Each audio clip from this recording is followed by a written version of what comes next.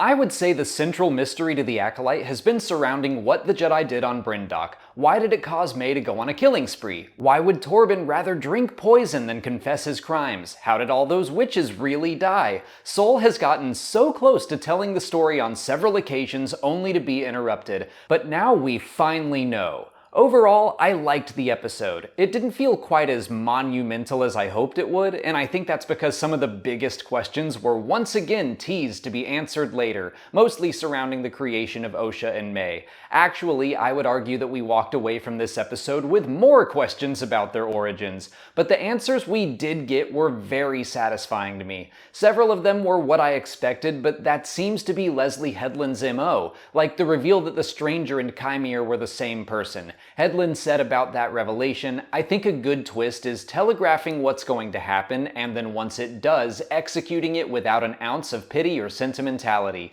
While things did play out more or less the way I thought they would, it was all far more tragic than I expected. So let's go through Episode 7 Choice, scene by scene. Right off the bat, I like that it pairs with Episode 3's title, Destiny. All of these episodes have either had dual titles or been paired up like Day and Night.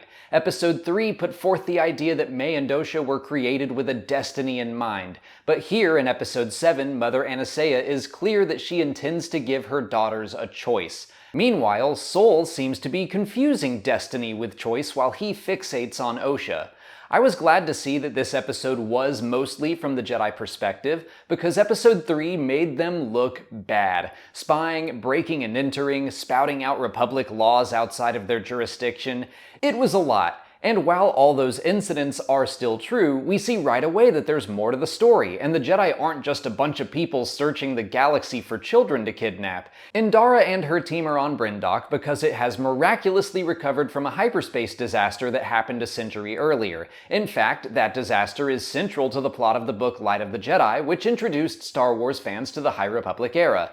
In short, a ship broke apart while traveling at light speed, and pieces of it exited hyperspace, crashing into planets and devastating them.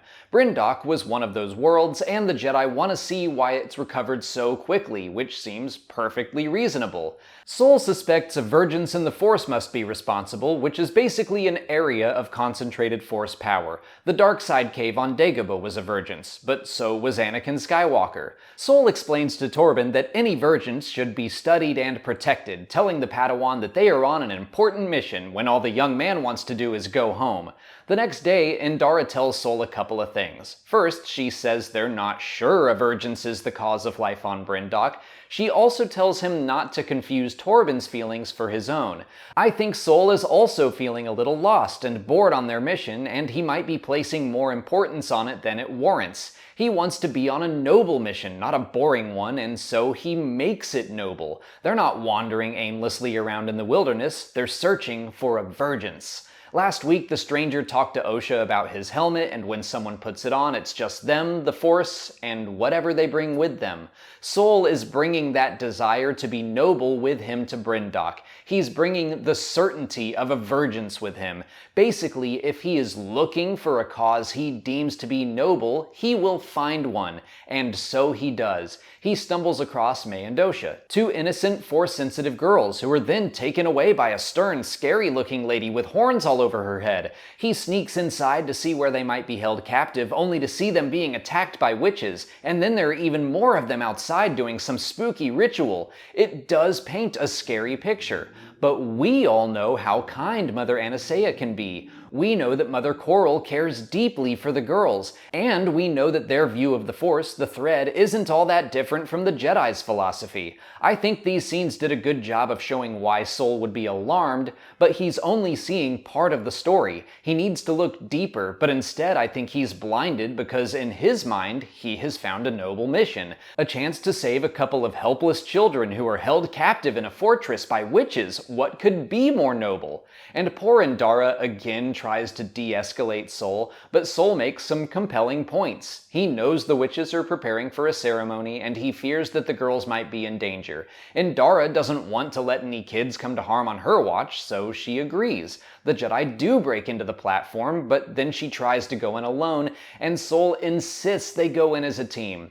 I really liked Indara in this episode, and I'm so glad Carrie-Anne Moss got a big chance to shine. We were all disappointed to see her killed off so quickly in the series premiere, and then in episode 3 she was the one spouting off Republic laws on a non-Republic planet, but really she was just trying to keep a distressing situation from spiraling out of control while Sol is over there waving his lightsaber around in front of kids. We get to see what Torben actually experienced during his possession by Mother Anastasia, and to take over his mind, she needed him to ask her for what he desired. Kinda like inviting her in, the same way you'd invite a vampire. It was intense and definitely didn't look pleasant for him. I think she may have been trying to scare the Jedi into going home, or maybe intensify Torben's desire so he might push them to leave.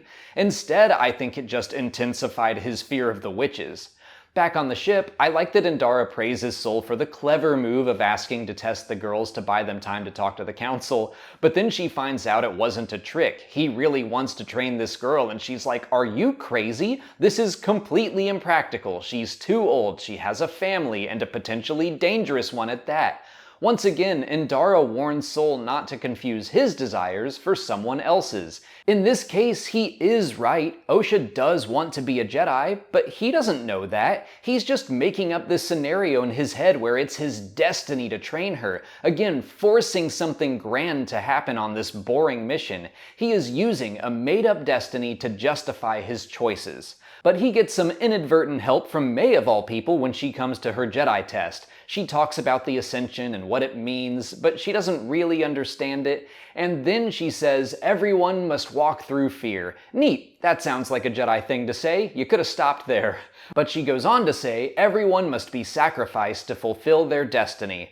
I admit that sounds bad, but May is misquoting her mother. In episode 3, Anastasia said that the Ascension is about sacrificing a part of oneself, like in a metaphorical sense. But I can totally understand why the Jedi might be worried about those words.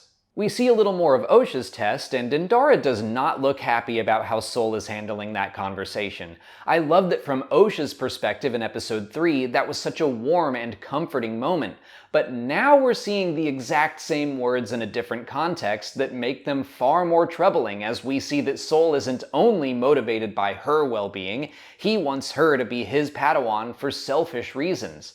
The plot thickens when Torben reads the girls' blood samples. He sees that their metachlorian count is very high, which isn't surprising, but more importantly notes that their symbionts are an exact match. This is something that's been mentioned before in Star Wars, but I don't think it's been defined exactly. I think it's like a Force fingerprint, something that should be different even in identical twins, like Torben states. So now they know the girls were created through some supernatural means. Indara speculates that they could have originally been a single consciousness that was split into two bodies. That's what I'd been guessing ever since we heard that part of their rhyme, always one but born as two. My current guess is that maybe Mother Anastasia somehow recreated herself and split different aspects of her personality between May and Osha, but I have no clue. I think and hope this will be something that gets answered for real in the season finale. Sol thinks some sort of Virgins would have been able to create the twins, and Torben decides they're basically his ticket home, which seems like an extreme reaction. I'm chalking it up to intense fear of the witches and a desperate need to get the hell off of Brendok, but him rushing off to escalate things was a little much. Speaking of escalation, we see how terribly aligned Mothers Coral and Anastasia are with their parenting styles. Anastasia chooses motherhood over leadership in a great but short scene. She presumably created the twins with a destiny in mind, but instead of forcing that destiny onto Osha, she allows the girl to have a choice.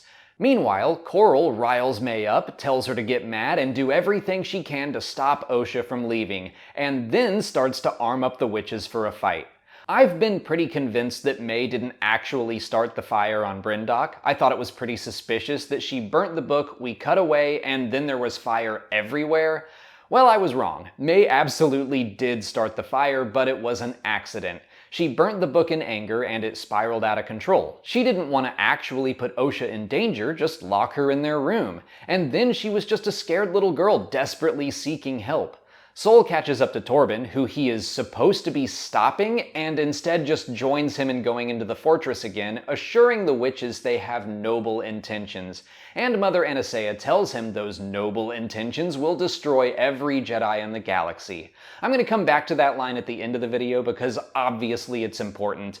But for now, let's talk about everything falling apart. May runs out looking for help, and so much happens. We have Sol, who thinks it's his destiny to train Osha, not even recognize that it's May in front of him calling her by the wrong name.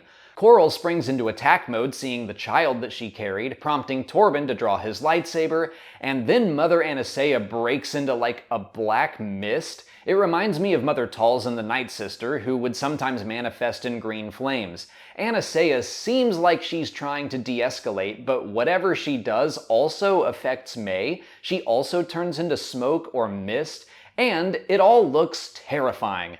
Sol, likely thinking Osha was in danger, stabs and kills Anastasia, the one person within the Coven who is actually on his side, because he's been looking for a noble cause, a darkness to vanquish and a life to protect. But really all he did was murder an unarmed mother in front of her daughter, creating grief that could later be exploited by the Sith. Coral and the witches begin fighting as May's fire escalates, until they decide to join together to possess another Jedi, Kelnaka. That was a fantastic combination of spooky and just rad. Like in Dara, I think people were upset we didn't get to see Kelnaka in action, dying off-screen in Episode 4. But seeing a Wookiee Jedi slamming on people with his lightsaber and his fists was so cool. And if we want to get really nerdy for a second, it's extra sad for Kelnaka. While he's possessed, he uses his claws to scratch up Torben's face. For Wookiees to use their claws for attack was forbidden. Any Wookiee who did that was exiled and called a Madclaw. I'm sure Kelnaka felt terrible for what he did to Torben, even if he was under a spell. But Indara comes in to save the day and de-escalate everything, calming the Wookiee's mind, and I think she inadvertently kills all the witches who had possessed him. It's possible they all just passed out, but I think they're dead. Except for Mother Coral, we didn't see her in that group and have yet to see a body. She turned into the mist too. People have been speculating about her since Episode 3, and yeah, I'm on board now. I think there is absolutely more of her story to come. Maybe the worst result of Sol's noble intentions comes to a head when he has to make a choice. Save May or save Osha. His initial belief that the two girls needed saving wound up being true because he created the situation. He wanted a more noble purpose for his mission. He created one in his head and then he manifested it. Yoda warned Luke against exactly this. Adventure, excitement, a Jedi craves not these things. I don't think Sol was seeking adventure, but I do think he was seeking nobility and purpose. I think he wanted to be a good and noble Jedi so badly that he created a situation where he had to become ignoble. Not only did he have to let a sister supposedly perish, but he also had to cover it all up so the sister that survived would have a chance at the life she wanted. Anastasia said all those noble intentions would one day destroy the Jedi. I believe Sol's actions will ripple out all the way to Order 66. I talked about this in a video last week if you want to hear these thoughts in more detail, but basically I think this all ties into the idea of killing a Jedi without a weapon. How do you do that? By destroying their reputation. If the truth of what happened on Brendok becomes public, and I believe it will, then it'll prove that the Jedi haven't always been honest to the Galactic Senate. They might bring the Jedi under more government control, which we know Vernestra is worried about. That means the Jedi will be beholden to an institution that becomes more and more corrupt, tying the hands of the Jedi so they can't help everyone that needs it. The galaxy will stop believing in the dream of the Jedi, and by the time of Order 66, they will not only believe Palpatine's lies that the Jedi are traitors, they will applaud their destruction. I really enjoyed this episode, but I hope the finale is good and long. I thought Episode 7 would be the one where we got all the answers, and then the finale would be all the fallout.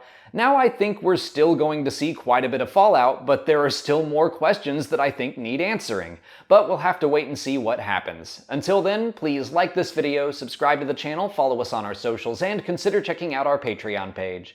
As always, thanks for watching, and may the Force be with you.